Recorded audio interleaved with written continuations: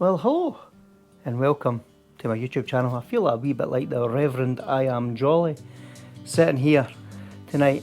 Well, while England have been basking in 30 degrees heat for the last week, it's been absolutely horrible up here in Scotland. We've had rain quite a lot and we've got high winds now and it's just really miserable.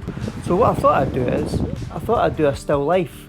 I seen an image on Instagram that used a kind of pocket watch and had some flowers dappled around. I thought, you know, I'm going to try a little variant of that because I thought it was a really good idea. Haven't done anything like it before, so I thought I'll try it because it's new.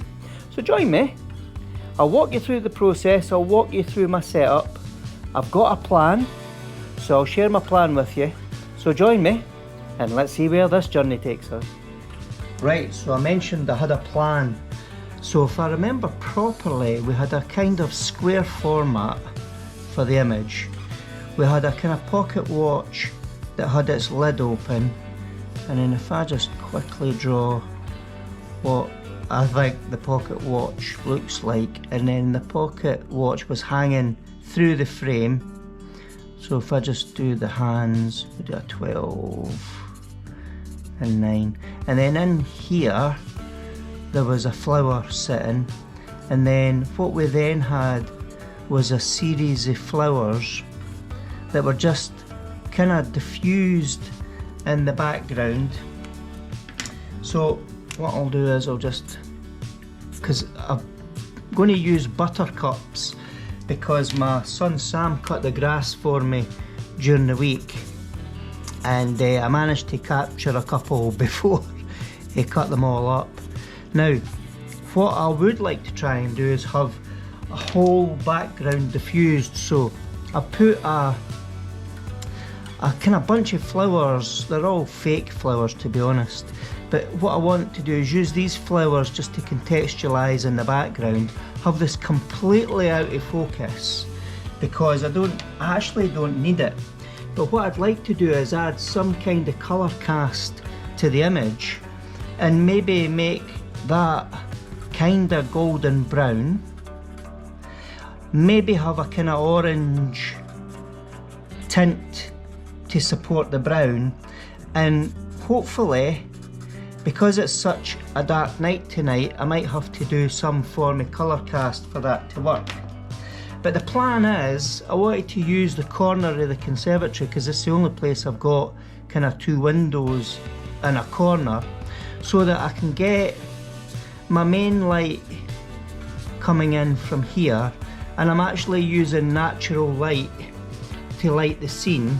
And then on this side, what I want to do is I'll use a kind of golden glow, and I've got a little LED panel light, and hopefully that'll project a kind of warm colour.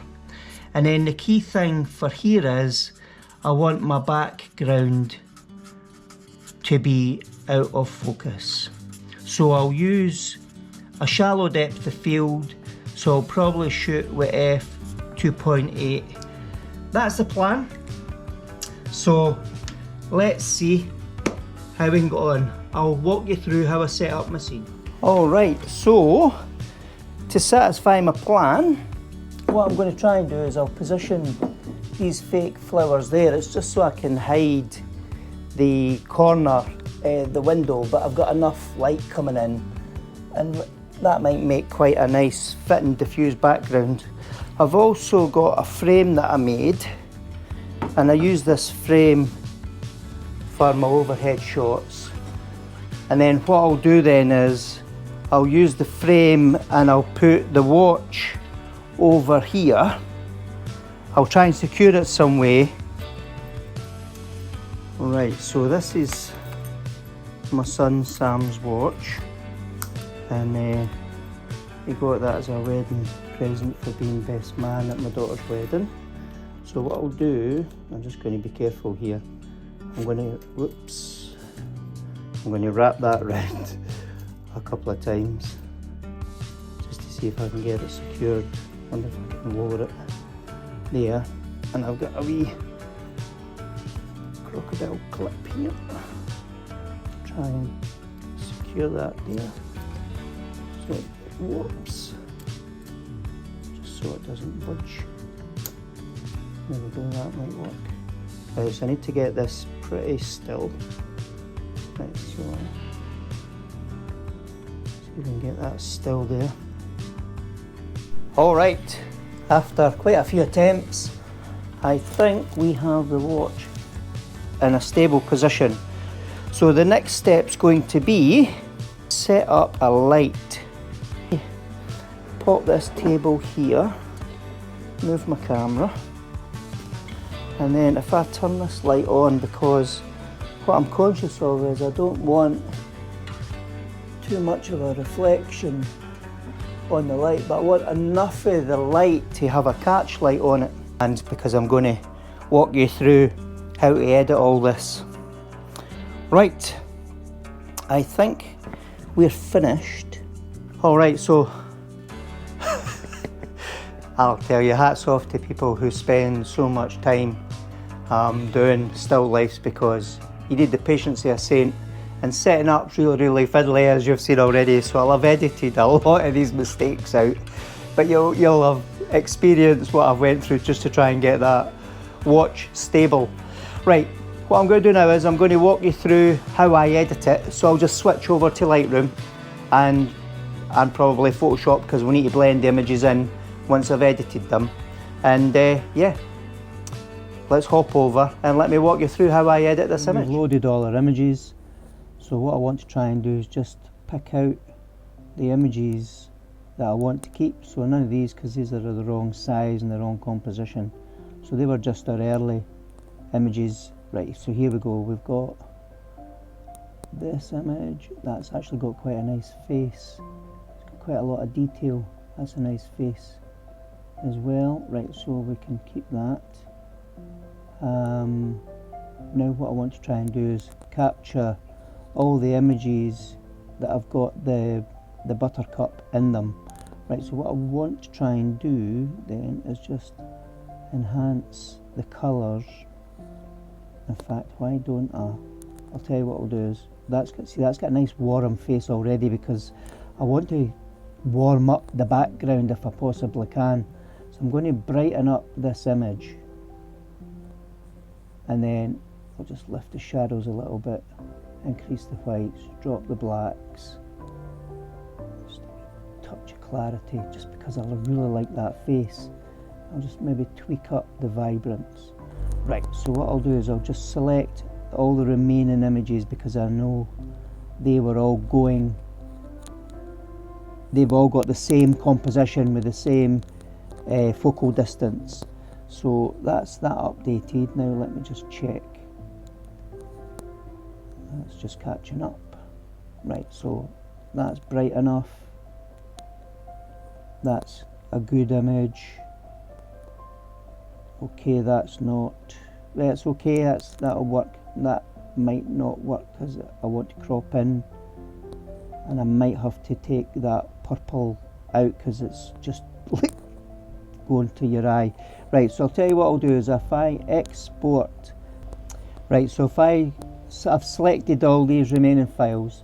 So if I do Photo, Edit, Open as Layers in Photoshop, all our images all in Photoshop, all in layers. So if I turn them on, you'll start to see. So if I turn them off, I've actually taken a copy of the top image and I've put it down the bottom, because there's a reason I'm doing that. So what I want to do is I want to change the colour. So if I go into Camera Raw and load that image, because what I want to do is I want to use the mask tool here, and if I can select subject, let's see if it'll actually pick this up.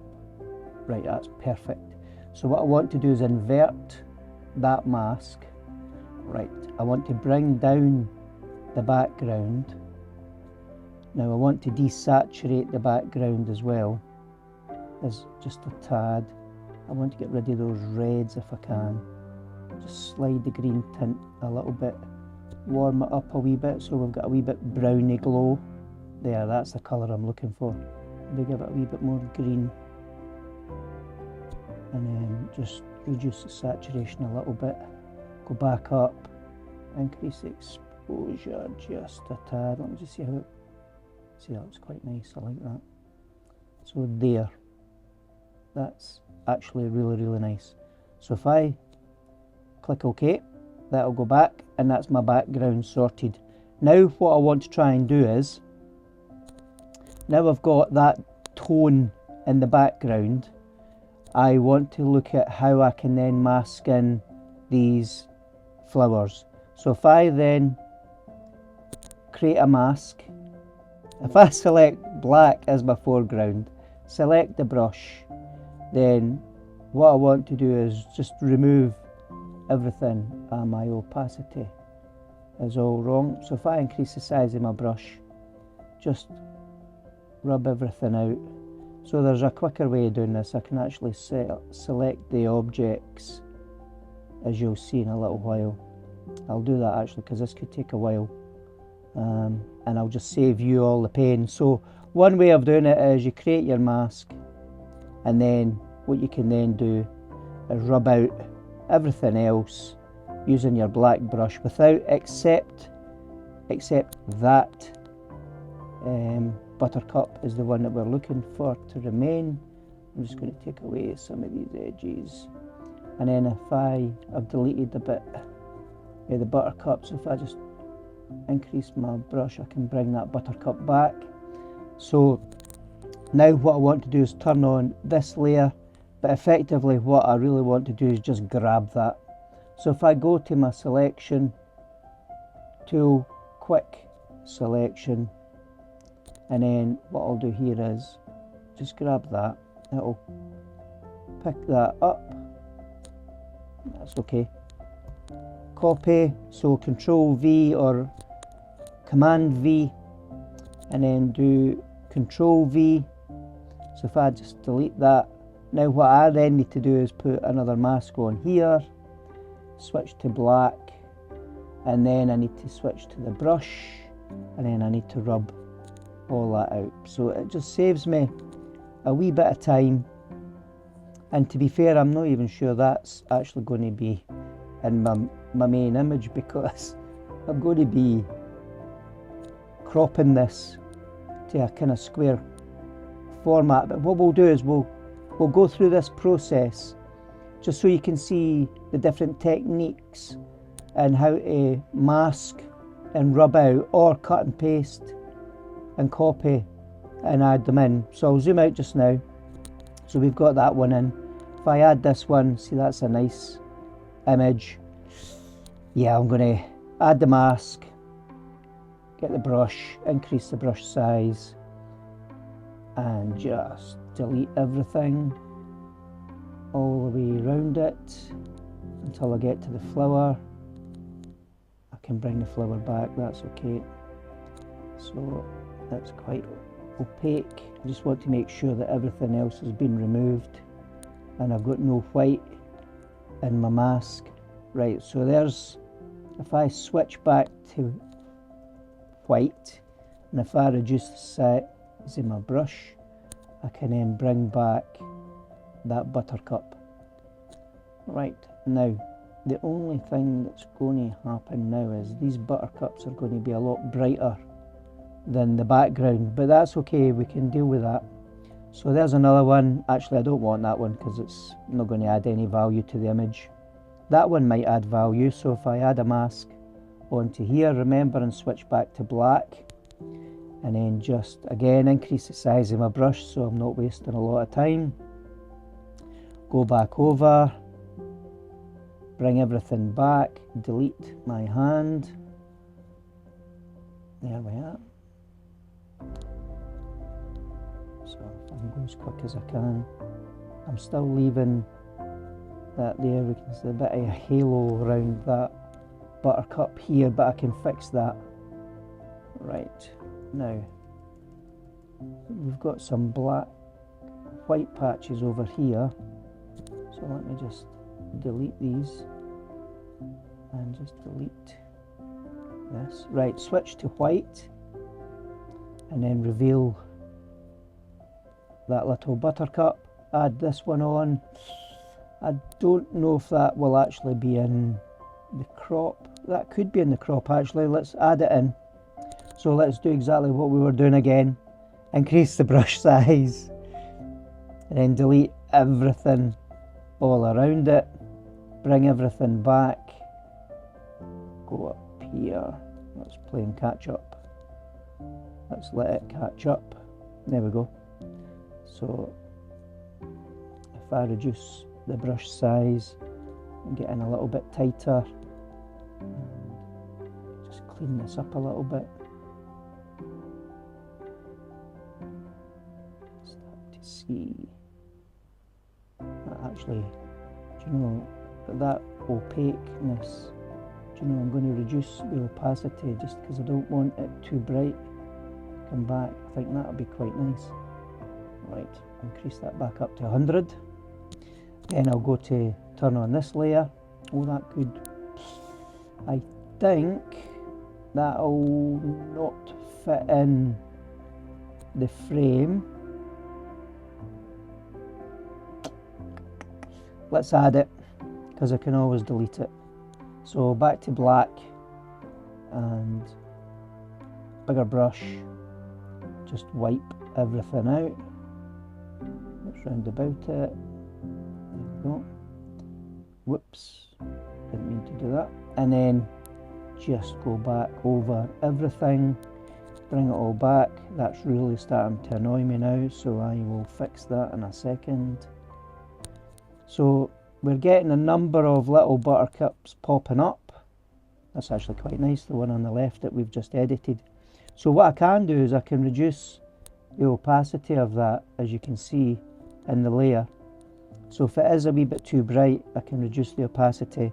Similar to these ones, if you want to know where they are, if I just lower the opacity a bit, it dulls them down. This is my little halo friend, so let me dull down that one to about there, and then this one I can dull down a little bit there, and this one we can just pull that down a wee bit to there. There we go. Right, so if I go back up, if I turn on this, that could be quite nice actually. I don't know if it's going to conflict with something else. So I've got black, I've got 100%. Let's go around, bring everything back, just delete it out. Now again, what I am doing, this is purely just to taste. I am absolutely rushing tonight because I'm just trying to get this done, so I'm not using or wasting any of your time too much. But it's just to give you an idea, when you take your images, how you bring them together and build your composites. So what I want to do is switch to white and then bring that back. If I drop the opacity a little bit there, then you go. And then the last image is the original, so I don't want that, so I'll leave that there. Okay, what have we got? We have quite a lot of bright whites. So what I'll do here is, if I do layer and flatten image and discard all my hidden images, and that'll give me a single file. Now what this allows me to do is crop. So I want to do a square crop. So if I go 1:1, just so we can get an idea of what we're going to lose. Now I'm not keen on that pink flower, but I don't mind having half of that buttercup, but I'm trying to also get the kind of rule of thirds in play here. Let's lift this up a wee bit to there. So it's now on the third.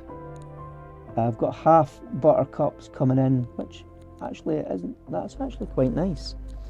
That is. So once I put a vignette on that, that could be quite nice. That red, I need to get rid of that red. So if I now go filter, camera raw, and then come in here, now what I can do is if I go to my colours and if I go to colour mixer, I can pull back the reds just to tone them down, push up the oranges because I want a kind of orangey feel. let's see, are we going to get a blue? The blue's not really going to make a lot of difference, but the good thing is we've toned down the reds and the magentas. We've pushed up the orange. Let's give the yellow a little boost and the greens a little boost. That's actually quite nice. I can do some colour grading, so what I can do is pull back, put in some blues in the shadows, put some warmth into the highlights, and then just give the mid-tones that little bit of warmth just to warm it up. Right, so if I now go up to my light options, and if I pull down the highlights, don't want to go too far, just pick up the whites a tad. Right, now what I want to show you a wee trick with a vignette, because if I do a vignette using the tool here, it's not going to be that, it's not really that accurate, and it's not really what I'm really looking for. So if you create your radial mask, and then what to do is invert your radial mask, so invert, and then what we can then start to do is darken down the edges, and then that means we can have the focal point on the watch. And what you can then do is you can move that radial mask around. So I'm quite keen for that watch to be quite bright and illuminated. I'm just going to pull down the mask a wee bit more, see if I can warm that up a wee bit, just so we've got that bit of a glow. And you know, that's actually quite nice. So I'm going to use the brush tool, the brush mask. I'm just going to increase the brush, and I'm just going to highlight the clock's face. I'm going to highlight the buttercup, and I'm just going to add in a wee lift in the exposure, and I'm going to put in a little bit of clarity. So where is my clarity? Colour effects. So if I push up my texture and just give it a little bit of clarity, that just increases the sharpness a bit. Right, that actually looks quite nice. I really like that. I really like this mask. I might pull that back a wee bit again. There we go. So there. Right, okay, and that'll take us back to Photoshop. And we've got quite a nice warm glow going on here. Still got a bit of cropping that I think I'd like to, if I select clear, this allows me to pull the bottom up. I can pull the top down just a tad. Let's just pull this in a little bit more. I'm just conscious I want to stay on the third as much as I can. Give that a wee lift. See, I quite like that. That's really nice. Right, I'm going to add, see if I can add a little glow. So if I do layer, new, layer, and then if I select the brush, increase my brush size, and then if I select my colours, and if I go for a warm glow like this, and if I think the source of light is coming in from the top left, if I select there, now all I need to do is just go down my blend modes and just see what blend mode gives me the nicer effect. So the soft light screen, I'll go for soft light, and then what I'll do is I'll just reduce the opacity, and then I'll just touch this end, and I'll just warm that end up, and then I'll just warm that corner up, because what I'm going to do is add a new layer, and then I'm going to select a brighter glow here, and I'll just put that in the corner. Now I'm going to just look at adjusting the opacity to about there. So that's giving me a nice glow on the left hand side. So all I need to do is highlight my layers, Control E, and I will save that, because what I might want to do is go into the curves tool and see if we can do a little bit more with that image. So let me just save this image. Right, so if I go into the curves tool, let's see what we can do here and see if we can. So if I go up the way we're adding shadows, which is actually quite a nice soft, that's actually quite a nice soft ethereal feel. Or if I go down, I'm dragging in the shadows and that's adding in the contrast. What if I give it a soft look here and then just pull down the shadows and just lift the highlights? Oh, that's nice. Right, let me just show you before, after, before, after. It's quite subtle, very subtle actually. Before, after, before, after. Yeah, I think we'll Command E and I'll do a file save. I'll export that as a JPEG and I'll save that as a different file name, so I've got the two options. Alright, so there we have it. That's how you can quickly make a composite from a series of images that you've taken, join them together, and hopefully you have fun trying this, and I'll hand back to myself.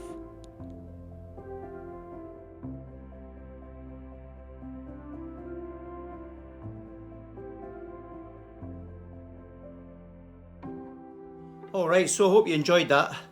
Here's hoping I was able to make this video. Hope you've learned something, hope you've learned something new, and never be ashamed to get ideas for other people, because sometimes your creative juices just come to a standstill and you need that wee bit extra motivation and inspiration for ideas. So keep looking, keep trying, and follow what I did. Just give it a try, that's all you've got to do. So, hope you like it. If you do, please give it a thumbs up. If you haven't subscribed, please do, because you know it's free. And if you press the bell notification, that'll let you know the next time I post a video. So thanks very much for watching, and here's to the next video.